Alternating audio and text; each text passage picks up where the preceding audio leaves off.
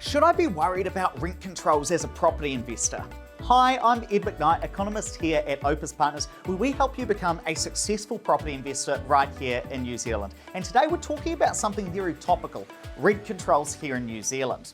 Now, late in March, Grant Robertson, the Finance Minister, came out and introduced a raft of tax changes around properties. Now, the effect of this is property investors are going to be taxed more, and there were a lot of questions at the time around whether property investors would try to increase rents in order to counteract that. Now, back then, Grant Robertson started talking about, well, maybe would it introduce some rent controls to stop that. The other reason we're talking about this is just this week that we're recording this video, Marama Davidson, co-leader of the Greens Party, came out and introduced some new Greens Party policies, not government's policies, but Green Party policies, where they want to introduce more rental controls again into the landlord and tenancy market. So let's get into some more detail about what tenancy advocates groups like Renters United are arguing for. Well, there are two main proposals they're trying to push through into the public sphere at the moment. First, they want to limit how much landlords are able to increase rent by each year. They want to tie it to CPI inflation, which tends to be 1 to 2% per year. The other thing they want to push through is a limit to how much you can increase rent by in between tenancies. And they want it to be disclosed to renters how much the previous tenants were actually paying. Now, the reason they're trying to push this through as well is they want to discourage landlords trying to get rid of a tenant so that they're able to then increase rents back to a more market level in between tenancies.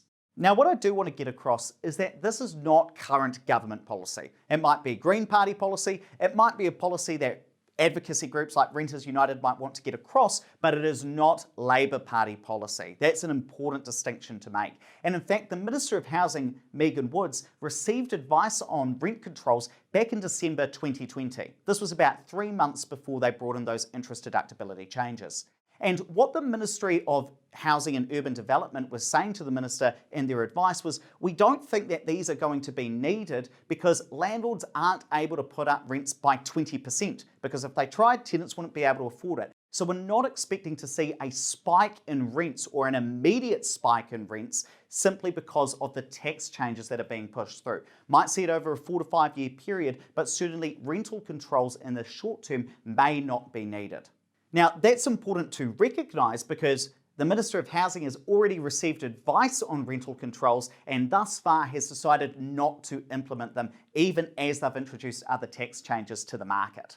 Now, let's just look at what rent controls would mean in terms of those rent increases over time. So, depending on which data set you're looking at, rents increase at about 3 to 4% per year. It's pretty in line with income increases over time.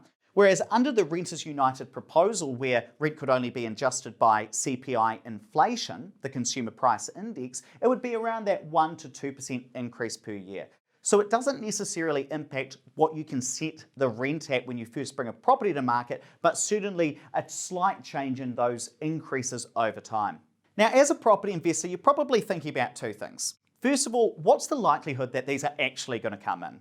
Now, in my view, pretty unlikely, and that's for 4 key reasons. First of all, it's not government policy. It might be talked about in the media, but that doesn't mean that legislation is going to make way through Parliament before the next election. Second of all, the Minister of Housing has already sought advice on this. This happened back in December 2020, 3 months before they brought in all of the other tax changes, and they decided not to do it at that point. Third reason is that it would actually be counterintuitive in terms of what Labor's trying to achieve. They want lots of new houses to be built, and introducing rent controls into the private market, well, that would spook investors and would disincentivise them to start building more houses, which is what we really need here. And the fourth reason is about long-term sustainability. Look, rental controls would represent an intrusion into the private market, not seen since the 1970s, the 1980s here in New Zealand. And if the Labour Party were to bring them in, certainly the national government would take them off next time they're in power. And the second question I mentioned before is one that I've got for you, which is, are you going to let the threat of rent controls potentially impact your investment decisions? Because if you're investing in property, you're doing it for the long term, and you're probably looking for some long-term capital gains, which you could then use for your retirement, to build a passive income, or just grow your wealth. And the question I have for you is this: can you spot which government was in across house prices over the last 29 years? Could you spot, for instance, that here, house prices increased 91.6% under Helen Clark? Can you spot that even with a financial crisis, New Zealand house prices still went up 78%, 79%, while Bill English and John Key were in power? Can you spot that Jim Bolger's national government saw house prices increase over 60% during that 9-year period, or that in only 4 years under the current Labour government, who are relatively interventionist, house prices have still increased 42%? Are you going to let whatever government is in power in the day affect your property investment decisions? And how much control do they really have over the free markets? And the last question I have for you is this: are you really going to let political point scoring, political chit chat, and political headlines stop you from preparing for retirement? Stop you from building that passive income or growing your wealth over time so you can live a life on your terms? Here's the thing, think about this. 15 years ago, there were political headlines coming out. How much do those headlines impact property prices today? How much does the headlines from 10 years ago impact what's happening today? I'd argue not a lot. And so are the headlines that are being made today really going to impact your investment over a 15-year period?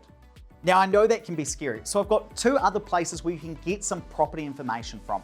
First of all, if you don't already, check out the Property Academy podcast. This is our daily show from Opes Partners, where we release up-to-date, evidence-based information on the property market and property investment. And on the day that we're recording this video, we've just released episode 601. 602 comes out tomorrow. And of course, don't forget to follow us on Instagram. We are at Opes_partners. And this is where we're releasing educational content all the time to keep you up to date and make sure that you can keep that level head in property investment.